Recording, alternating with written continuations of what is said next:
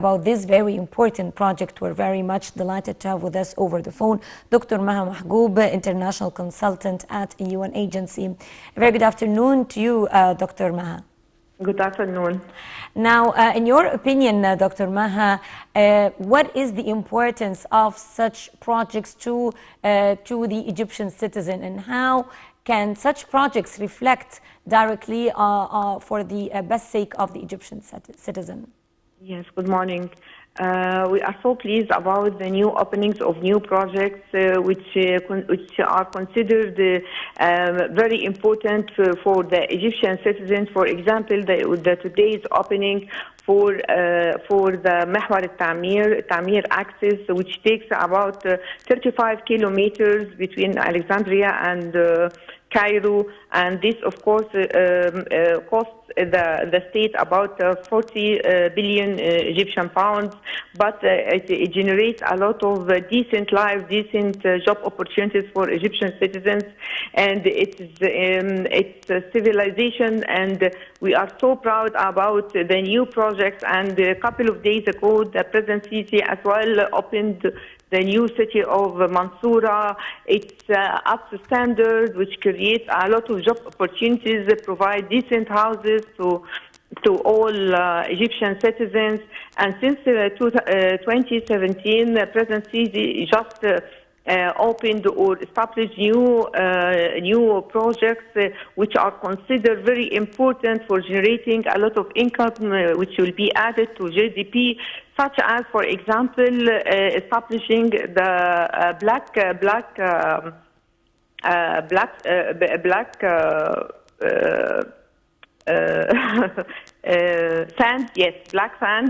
sands, which in a huge industrial zone, which will generate a lot of income to Egypt, and as well, of course, most of governmental and state projects will be attracting a lot of investors, and that, of course, it will be reflecting the human life, the Egyptian citizen life. Yes, I want to take it from here, Dr. Maha, because the new project should boost trade and transportation lines and provide vital development link between Alexandria and the new Alamein city. In your own opinion, what is the importance of developing the infrastructure? How does that directly reflect on investment opportunities? Yes, of course. Most of us have seen that the huge achievement of infrastructure, especially the roads, that it is the life of all Egyptians, and as well for all investors. If they would like to assess the current status of any country, so they should assess the infrastructure, technology, roads, everything, because that, of course, will be facilitating their business if they are interested to establish any business in Egypt. And if we talk about the 2 days project, it will facilitate the transactions and the ease movement of vehicles and cars and transportation, generate more job opportunities. And along with this, they have set a lot of housing for most of categories for people, and of course that will be reflecting the progress of Egyptian economy and how to attract good investment opportunities to Egypt. Yes. As part of the inauguration, the President also cited several other developmental projects, including Bashair al-Khair housing project, which is constructed on 220 faddans with a total capacity of 25,000 units.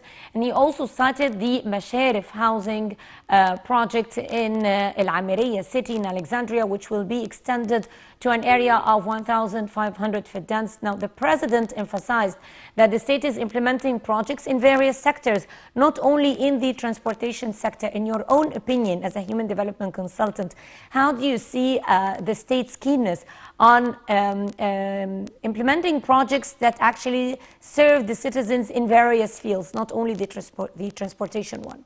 No, of course, we are not talking about transportation, but if you have seen these projects on real ground, you will be proud of Egypt, the transformational period of Egypt, that we are really in the last years, we are so proud of the achievement of the achieving the structure of the country, providing job opportunities.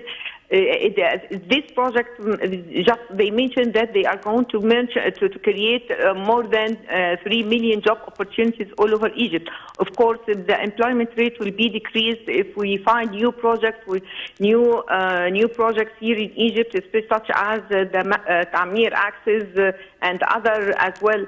And I'd like to highlight about the most of other projects which are relevant to the achievement for the current era, Suez Canal, new industrial zones, hospitals, in creating more hospitals or establishing more hospitals, establishing investment zones in Banha, new industrial zone and investment zone in Mit Ghamr, Adli Mansour transaction station, a lot of the electronic train, a lot of huge, we have a comprehensive developmental projects all over Egypt, which made us proud of being Egyptian citizen.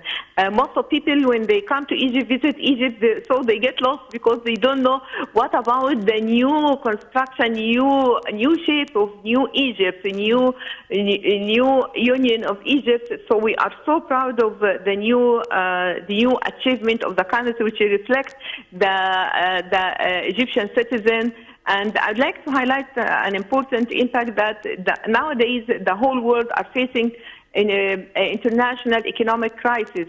Yes. So we are part of the whole world, so we are not separated from the whole world, but the impact of the economic crisis appears less than the other world, such as European countries or other countries.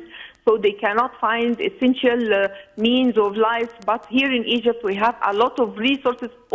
Everything yes. are existed. We don't have shortage in gas or food or something like that.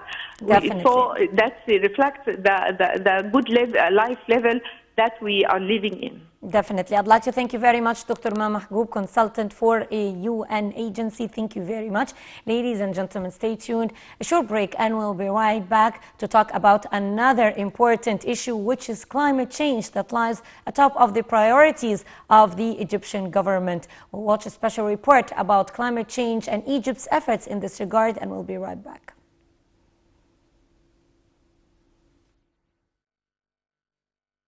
The United Nations Climate Change Conference, COP27, closed with a breakthrough agreement to provide loss and damage funding for vulnerable countries hit hard by climate disasters.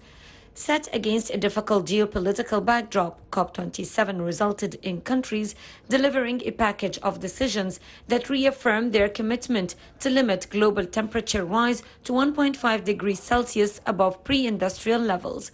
The package also strengthened action by countries to cut greenhouse gas emissions and adapt to the inevitable impacts of climate change, as well as boosting the support of finance, technology, and capacity building needed by developing countries. Creating a specific fund for loss and damage marked an important point of progress, with the issue added to the official agenda and adopted for the first time at COP27. Governments took the groundbreaking decision to establish new funding arrangements as well as a dedicated fund to assist developing countries in responding to loss and damage. Governments also agreed to establish a transitional committee to make recommendations on how to operationalize both the new funding arrangements and the fund at COP28 next year. The first meeting of the Transitional Committee is expected to take place before the end of March 2023. Parties also agreed on the institutional arrangements to operationalize the Santiago Network for Loss and Damage, to